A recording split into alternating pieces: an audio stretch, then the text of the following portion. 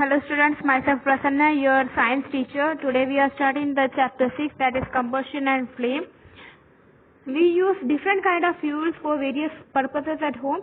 हम घर में बहुत सारे fuels use करते हैं for various purpose के लिए, और इंडस्ट्रीज में भी ऐसे बहुत सारे fuels use करते हैं. ऑटोमोबाइल्स रन करने के लिए भी, कार व्हीकल्स इन सबको रन करने के लिए भी हम fuels use करते हैं. क्या आप कुछ फ्यूल्स के नाम बता सकते हैं जो कि होम में यूज करते हैं, और कुछ फ्यूल्स के नाम बताओ जो कि ट्रेड के लिए और इंडस्ट्रीज के लिए यूज करते हैं, और कुछ फ्लेम्स के नाम बताओ जो कि ऑटोमोबाइल्स को रन करने के लिए यूज करते हैं. तो आपके आंसर्स तो यही होगा: cow dung, wood, coal, charcoal, petrol, diesel, compressed natural gas, ये सभी होगा आपके आंसर्स, ये फ्यूल्स के नाम.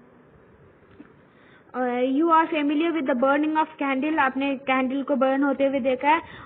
आप बता सकते हो what is the difference between a candle, burning candle and a burning of fuel. जैसे कि कोल बर्न करना और कैंडल बर्न करना, इनके दोनों के बीच का डिफरेंस आपको बता सकते हो. आप बता सकते होंगे कि कैंडल क्या है, बर्न करने के साथ में फ्लेम प्रोड्यूस करते हैं, और कोल बर्न करने के साथ में फ्लेम नहीं प्रोड्यूस करता. सिमिलरली आप दूसरे भी मटेरियल्स को देखा है जो कि बिना फ्लेम के बर्न करते हैं. इस चैप्टर में हम क्या पढ़ेंगे? केमिकल प्रोसेसेस पढ़ेंगे, बर्निंग का और फ्लेम का भी डिफरेंट टाइप्स पढ़ेंगे जो कि इन प्रोसेसेस में प्रोड्यूस करते हैं. देन फर्स्ट हम पढ़ेंगे व्हाट इज कंबशन. सबसे पहले आप एक बार रिकॉल करो, रिमेम्बर करो जो एक्टिविटी हमने क्लास 7th में किया था, मैग्नीशियम रिबन को बर्न करना. उस क्लास 7th में हमने पढ़ा था मैग्नीशियम रिबन को बर्न करते समय क्या फॉर्म होता है, मैग्नीशियम ऑक्साइड फॉर्म होता है, और उसके बाद में हीट और लाइट भी प्रोड्यूस करते हैं. ऐसे ही आपका एक्सपीरियंस भी होगा कि ये चारकोल को बर्न करते समय भी, और hold the piece with a pair of tongs and bring it near the flame of candle or a Bunsen burner. अब एक चारकोल को एक पेयर ऑफ टोंग के साथ आप होल्ड करो, फिर उसको कैंडल के फ्लेम के पास लाओ या फिर एक बर्नसन बर्नर के पास लाओ. फिर आप उस टाइम आप क्या ऑब्जर्व करोगे?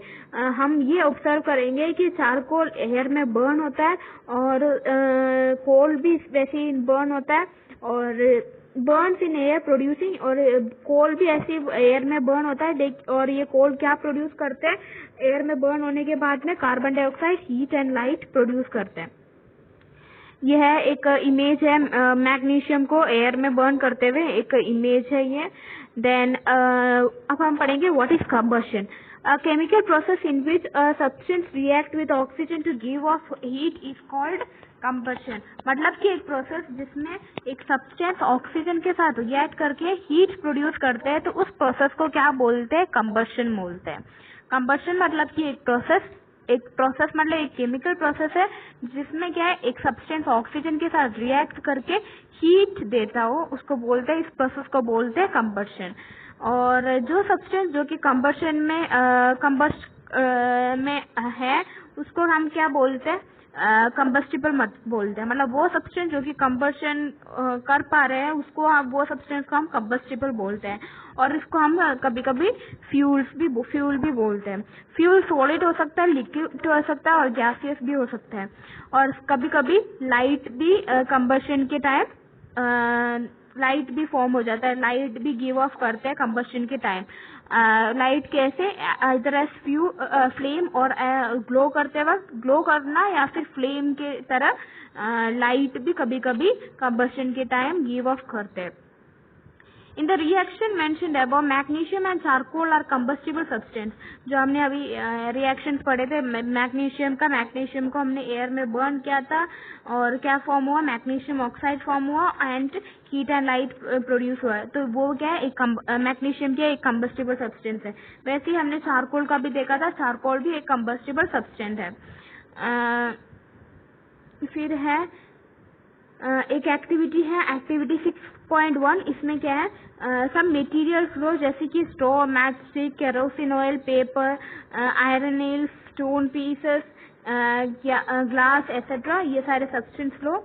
और ये टीचर के सुपरविजन के अंदर ही करना, आप लोग घर पे नहीं करना. और फिर उसके बाद आप उसको एक के बाद एक करके बर्न करते जाओ। फिर आप बताओ कि कौन सा सब्सटेंस कंबस्टिबल है, कौन सा नॉन कंबस्टिबल है। फिर आपको इस टेबल में लिखना है। अगर वुड कंबस्टिबल है तो टिक कंबस्टिबल के अंदर टिक लगाओ, और अगर नॉन कंबस्टिबल है तो नॉन कंबस्टिबल के अंदर टिक लगाओ। तो ये आपको करना है। Then can you name some more object substance जो कि कंबस्टिबल है। क्या आप ऐसे कुछ और सब्सटेंस के नाम बता सकते हो जो कि कंबस्टिबल है, और ऐसे आपको और सब्सटेंस मिल गया तो वो आप ये टेबल में ऐड कर सकते हो। Let us investigate conditions under which combustion takes place. अब हम देखेंगे कंबशन को कैसे कंडीशंस में होता है और कौन से कंडीशंस में नहीं हो पाता। तो इसके लिए हम एक एक्टिविटी करेंगे, एक्टिविटी 6.2, और ये भी एक टीचर के अंडर में ही करना चाहिए, घर पे नहीं करना चाहिए। और ये एक्टिविटी करते समय हम बहुत ही कॉन्शियस होना चाहिए कैंडल को बर्न करते टाइम, कैंडल को बर्न करते टाइम, कैंडल को हैंडल करते time. Okay. Fix a lightning candle on a table. Table में एक कैंडल लो जो कि बर्न करके लाइटन करके एक कैंडल एक टेबल के ऊपर रखो। फिर उसके ऊपर एक ग्लास चिमनी रखो ओवर दी कैंडल में क्या है, एक ग्लास चिमनी रखो। फिर उसके बाद में and rust it on a few wooden blocks in such a way that the air can enter the chimney. और ऐसे रखो, वुडन ब्लॉक्स ऐसे रखो ताकि वो एयर एंटर हो पाए ये चिमनी के अंदर। फिर उसके बाद में जैसे कि आप देख सकते हो 6.2 के ये चिमनी है ना, 6.2 ए चिमनी में कैसा है, जैसे कि अंदर से एयर आ सकते हैं, नीचे से एयर आ सकते हैं, वैसे रखो। फिर उसके बाद ऑब्जर्व करो, फ्लेम को ऑब्जर्व करो। फिर उसके बाद में वो ब्लॉक्स को रिमूव करो। फिर उसके बाद वो चिमनी को टेबल में रस्ट करने दो, जैसे कि 6.2 में 6.2 के बी डायग्राम में देख सकते हो आप ये। फिर उसके बाद में फिर उसके बाद वापस ये फ्लेम को ऑब्जर्व करो। फिर बाद में put a glass plate over the chimney, जैसे कि आप देख सकते हो सी वाले डायग्राम में दे रखा है, एक ग्लास प्लेट रखो ये चिमनी के ऊपर। फिर उसके बाद वापस आप ये फ्लेम को ऑब्जर्व करो। फिर आपने ये तीनों केसेस में आपने क्या ऑब्जर्व किया वो आप बताओ। डज द फ्लेम फ्लिकर, क्या ये फ्लेम फ्लिकर करते हैं या फिर स्मोक प्रोड्यूस करते हैं या फिर ये बर्न करते जाते हैं और कोई कुछ भी इफेक्ट नहीं किया उसको। Can you infer anything at all about the role played by air in the process of burning, क्या आप एयर के रोल बता सकते हो ये बर्निंग के टाइम। तो इसका सबका आंसर हम अभी देखेंगे। We find that the for combustion air is necessary. हम ये एक्टिविटी करने के बाद में हमें ये पता चला कि कंबशन के लिए एयर बहुत ही जरूरत है। The candle Burns freely in case, जो हमने ए वाला केस पढ़ा उसमें क्या है, कैंडल बहुत इजीली बर्न हो रहा है क्योंकि एयर उस चिमनी के अंदर आ पा रहे नीचे से एयर अंदर आ पा रहे थे इस चिमनी के अंदर, इसलिए क्या है वो कैंडल इजीली बर्न हो रहा था। इन केस बी जहाँ पे एंडर चिमनी के अंदर एंडर नहीं हो पा रहा था, वहाँ पे क्या है फ्लेम फ्लिकर कर रहे थे और स्मोक भी प्रोड्यूस कर रहा था। और ये थर्ड जो कैटेगरी है केस सी में फ्लेम क्या है फाइनली गोस ऑफ, फ्लेम भी चला जाता है बिकॉज क्या है एयर वहाँ पे अनअवेलेबल है, इसलिए क्या है ये फ्लेम भी चला जाता है। फर्स्ट केस में हमने क्या पढ़ा, फर्स्ट केस में ये एयर अंदर आ पा रहे थे इसलिए क्या है वो कैंडल इसलिए बर्न हो रहा था। सेकेंड केस में ये फ्लेम फ्लिकर कर रहे थे क्योंकि एयर अंदर नहीं आ पा रहा था। और थर्ड में क्या पढ़ा हमने, ये फ्लेम पूरा ही चला गया क्योंकि एयर अनअवेलेबल था। देन हमने पढ़ा था कि सन क्या है, क्या प्रोड्यूस करते हैं, हीट एंड लाइट प्रोड्यूस करते हैं। तो ये भी क्या है कंबशन है। तो इसके ये देखेंगे in the sun heat and light are produce by, heat और लाइट कैसे प्रोड्यूस किया है, बाय न्यूक्लियर रिएक्शन की वजह से सन में क्या है हीट एंड लाइट प्रोड्यूस किया है। और इसके बारे में हम हायर क्लासेस में पढ़ेंगे, अभी इतना जरूरत नहीं है वो पढ़ना, हायर क्लासेस में पढ़ेंगे। एक्टिविटी 6.3, इसमें क्या करना है, place a piece of burning wood या फिर चारकोल, किसमें, आयरन प्लेट या फिर तवा में डालो एक बर्निंग वुड को या फिर चारकोल को, फिर उसको एक ग्लास जार या फिर टम्बलर और ट्रांसपेरेंट प्लास्टिक जार से कवर करो। फिर उसके बाद आप ऑब्जर्व करो क्या होगा, व्हाट हैपेंस। 10 चारकोल क्या बर्न करना स्टॉप करते हैं समटाइम्स के बाद में, या फिर आप बता सकते हो कि एक रीजन ये चारकोल बर्न करना स्टॉप किया, उसका रीजन बता सकते हो क्या? You might have heard that when the clothes of a person catches fire, the person is covered with a blanket to extinguish fire. आपने पढ़ा होगा अगर किसी ह्यूमन के क्लोथ्स में, कपड़ों में अगर फायर लग गया तो आग लग गया तो उसको कवर करते, एक ब्लैंकेट से कवर करते, जैसे कि आप ये फिगर 6.3 में देख सकते हो। उसमें क्या है, उस पर्सन को एक ब्लैंकेट से कवर किया है। क्यों कवर किया है? ताकि वो फायर को स्टॉप करे, फायर को बंद करने के लिए उसके ऊपर ब्लैंकेट डाला है। तो आप बता सकते हो ये क्यों करते हैं ऐसे। Now recall some of your experience. Does a match stick burn by itself? एक मैच स्टिक खुद बर्न कर सकते हैं क्या बिना हम लाइटनिंग ना करें? वो एक मैच स्टिक खुद बर्न कर सकते हैं क्या? अगर कर सकते हैं तो वो कैसे कर सकते हैं? और फिर उसके बाद में आपने पेपर को बर्न करते हुए देखा है, तो हम मैच स्टिक को उस पेपर के पास लेके आने के वक्त ही क्या वो बर्न हो जाता है? Can you burn a piece of wood by bringing a lightning match stick near it? क्या आप एक वुड को बर्न कर सकते हो बाई एक मैच स्टिक को लाइटन अप कर हुआ एक मैच स्टिक को वुड के पास लाने से क्या वो वुड बर्न होना शुरू करते हैं? Why do you have to use a paper और kerosene oil to start fire in wood and charcoal? हमें ये वुड और चारकोल को बर्न करने के लिए हमें पेपर या केरोसिन की जरूरत क्यों है? आपको तो पता ही होगा कि हम वुड और चारकोल को ये बर्न करने के लिए हम सिर्फ एक मैच स्टिक से बर्न नहीं कर सकते हैं, उसको बर्न करने के लिए हमें केरोसिन का या फिर पेपर का जरूरत है। Have you heard of forest fire? Forest में जो फायर है उसके बारे में आपने सुना। हीट टेम्परेचर, जैसे कि समर के हीट टेम्परेचर में फॉरेस्ट के कुछ एरियाज में जो ड्राई ग्रासेस है, सूखा हुआ ग्रासेस है, वो फायर कैच कर लेते हैं बिना कोई ह्यूमन एक्टिविटीज से। वो ग्रास में क्या है, फायर कैच कर लेते हैं और ये ग्रासेस से वो ट्रीज में भी स्प्रेड हो जाता है, फिर वो पूरा फॉरेस्ट भी फायर के अंडर में हो जाता है। फिर ऐसी सिचुएशन में फायर को कंट्रोल करना बहुत ही डिफिकल्ट है, बहुत ही हार्ड है। हमने यहाँ पे क्या पढ़ा था कि हम एक वुड या फिर एक कोल को बर्न करने के लिए हमें मैच स्टिक से नहीं होगा, हमें क्या चाहिए, हमें पेपर या फिर केरोसिन ऑयल का जरूरत है।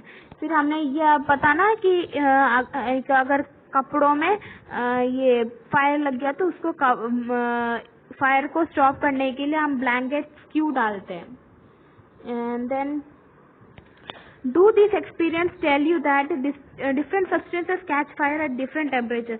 हमने अभी जो भी हमने इवेंट्स देखा, कुछ एक्सपीरियंस देखा, इससे हमें क्या पता चला कि डिफरेंट सब्सटेंस के लिए फायर बर्न करने के लिए डिफरेंट टेम्परेचर्स चाहिए। जैसे कि फॉर एग्जाम्पल ये कोल और वुड को बर्न करने के लिए ज्यादा हीट टेम्परेचर चाहिए, इसलिए क्या हम केरोसिन या फिर ये यूज करते हैं, केरोसिन और ये पेपर यूज करते हैं। और ये लेकिन एक पेपर को बर्न करने के लिए सिर्फ एक मैच स्टिक की जरूरत है, और एक फॉरेस्ट को बर्न करने के लिए एक सूखा हुआ ग्रास के ऊपर खुद भी हो सकता है। तो इससे हमें क्या पता चलता है कि डिफरेंट सब्सटेंस को बर्न करने के लिए डिफरेंट टेम्परेचर्स का जरूरत है। Lowest temperature at which a substance catches fire is called its ignition temperature। मतलब ignition temperature मतलब कि वो टेम्परेचर मतलब सबसे लो टेम्परेचर जिससे एक सब्सटेंस बर्न कर सकता है, फायर कैचअप करते हैं, उसको बोलते हैं इग्निशियस टेम्परेचर। इग्निशन टेम्परेचर मतलब कि वो टेम्परेचर जो कि सबसे लो हो, जिसमें एक सब्सटेंस फायर कैचअप करते हैं। Can you tell now why a matchstick does not catch fire on its own at a room temperature? क्या आप बता सकते हो कि मैचस्टिक क्यों अपने आप फायर कैच नहीं करते रूम टेम्परेचर में? अब ऑब्जर्व कर सकते हो, रूम में अगर मैच स्टिक रखा तो वो खुद बर्न नहीं करते हैं, उसको हम बर्न करना पड़ता है, वो खुद फायर कैच नहीं करते हैं। तो आप बता सकते हो ये ऐसा क्यों है?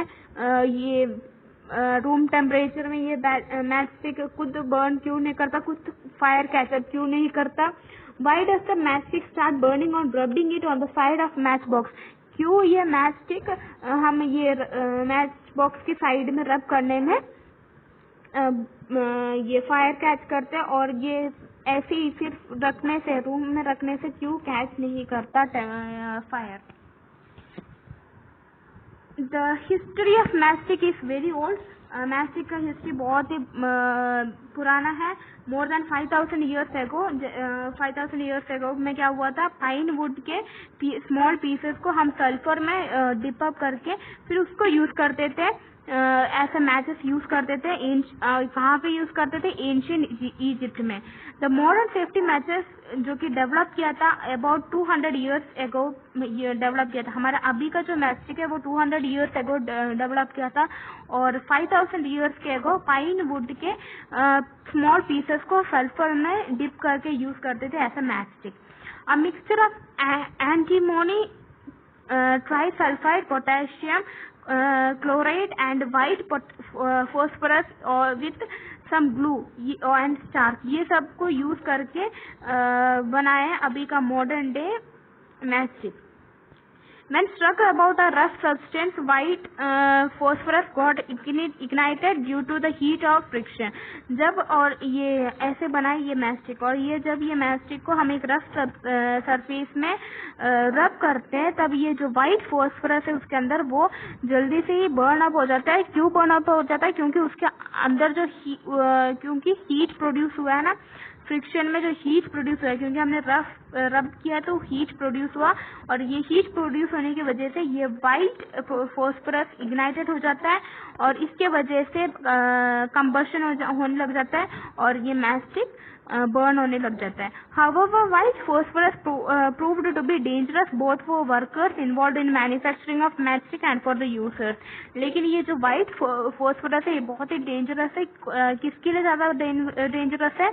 जो वर्कर्स जो कि मैन्युफैक्चरिंग ये मैचेस बनाने में जो काम करते हैं, ये जो लोग ये मैचस्टिक्स बनाने में जो काम करते हैं, उनको ज्यादा प्रॉब्लम्स हुआ है ये व्हाइट फॉस्फोरस की वजह से, और यूजर्स के लिए भी बहुत प्रॉब्लम्स क्रिएट किया है।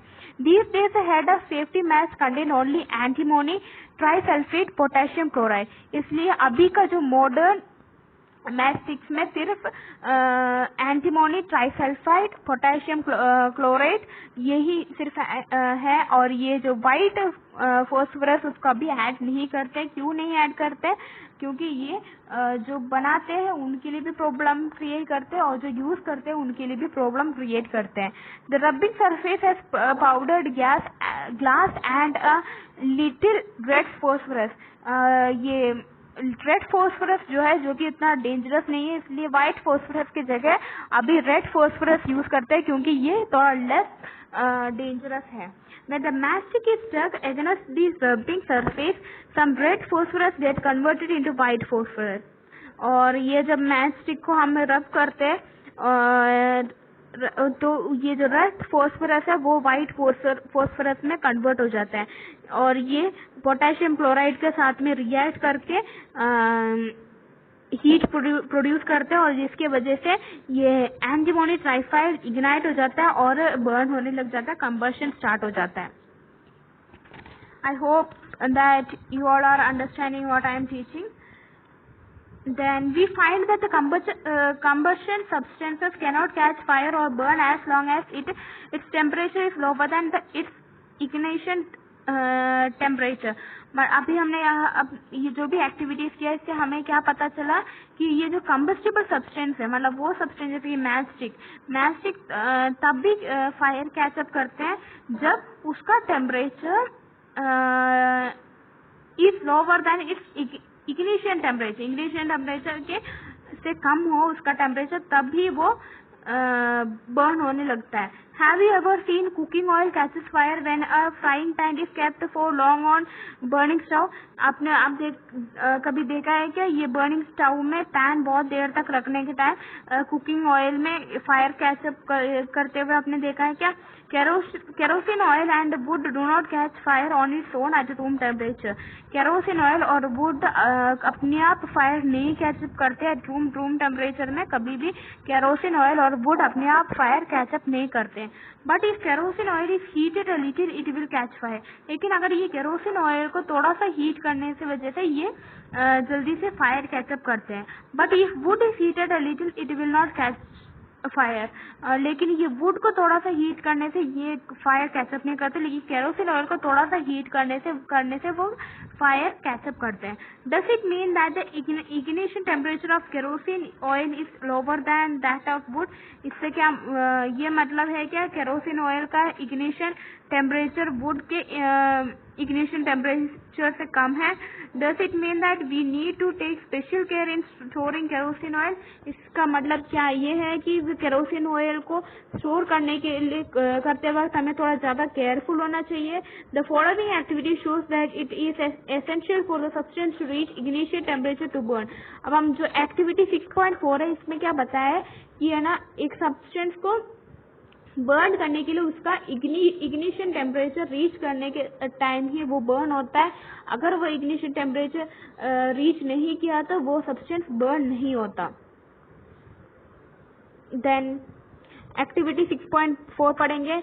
इसमें क्या 2 पेपर कप्स बाय हम 2 पेपर कप्स बनाओ।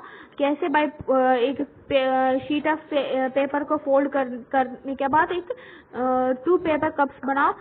फिर उसमें 500 ml ऑफ वाटर डालो ये दोनों कप्स में। फिर उन दोनों को ये कप्स को दोनों को हीट करो, सेपरेटली हीट अप करो कैंडल को यूज करने के बाद में। एक कप में पानी डालना है, 50 ml वाटर डालना है, एक में नहीं डालना। फिर आप क्या ऑब्जर्व करोगे कि जो क्या ये ऑब्जर्व करो ये एम्प्टी पेपर में क्या आपने क्या देखा, और ये पेपर जिसमें पानी डाल रखा था उसमें आपने क्या ऑब्जर्व किया?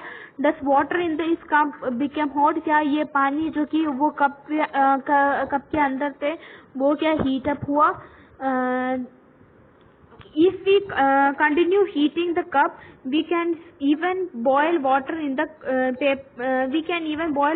paper cup. अगर हम हीट करते जाए तो वो पानी जो उस कप के अंदर है उसको हम बॉयल भी कर सकते हैं। Can you think of an explanation for this phenomena? आप क्या इसके लिए एक्सप्लेनेशन दे सकते हो? The heat supply to the paper is transfer to water by conduction. Conduction के वजह से जो हीट उस पेपर में हमने सप्लाई किया था, हीट जो कि हमने वो पेपर में दिया था, पेपर कप में दिया था, वो पानी में ट्रांसफर हो गया था। कैसे? Bye conduction. So in the presence of water the ignition temperature of the paper is not reach. और जो उस कप में क्या है पानी है, इसलिए उसका इग्निशन टेम्परेचर तक पहुंचा नहीं, इसलिए वो पेपर कप क्या वो बर्न नहीं किया। अब आपने वो एक्सपेरिमेंट में यही ऑब्जर्व किया होगा कि वो जिसमें पानी है वो वाला का बर्न नहीं हुआ, और जो जिसमें पानी नहीं है वो वाला का बर्न हुआ होगा। ये आपने ऑब्जर्व किया। ये ऐसा क्यों है? क्योंकि जिसमें पानी है उसका इग्निशन टेम्परेचर तक रीच नहीं हुआ, इसके वजह से वो बर्न नहीं हुआ। और ये जिसमें पानी नहीं था उसका इग्निशन टेम्परेचर जल्दी रीच हो गया, इसकी वजह से वो जल्दी बर्न हो गया। The substance which have very low ignition temperature and can be easily classified with a flame are called inflammable substance. Inflammable substance मतलब कि वो substance जिनका ignition temperature बहुत ही कम हो और वो जल्दी fire catch up करे उसको बोलते हैं, और fire catch up with a flame उसको बोलते हैं inflammable substances, जैसे कि petrol, alcohol, liquefied petroleum gas जिसको हम बोलते हैं एलपीजी। और आप क्या ऐसे कुछ और इन्फ्लेमेबल सब्सटेंस को के नाम बता सकते हो? देन इग्निशन, अब इसमें हमने जो भी पढ़ा इसमें सबसे मेन क्या है, इग्निशन टेम्परेचर। तो मैं एक और बार रिपीट कर रही हूँ, इग्निशन टेम्परेचर मतलब कि वो टेम्परेचर जो कि सबसे लोवेस्ट हो, जिसमें एक सब्सटेंस फायर कैचअप करते हैं। लोवेस्ट टेम्परेचर जिससे एक सब्सटेंस फायर कैचअप करते हैं उसको बोलते हैं इग्निशन टेम्परेचर। और इनफ्लेमेबल सब्सटेंस मतलब कि वो सब्सटेंस जो कि जिसका बहुत ही लो इग्निशन टेम्परेचर हो और वो जल्दी ही फायर कैचअप करे विद अ फ्लेम, उसको हम इनफ्लेमेबल सब्सटेंस बोलते हैं, जैसे कि पेट्रोल, अल्कोहल एसेट्रा। और how do we control fire, ये हम नेक्स्ट क्लास में पढ़ेंगे। I hope you all are understanding what I have taught today, and I will give the homework through the WhatsApp group. Okay, bye students.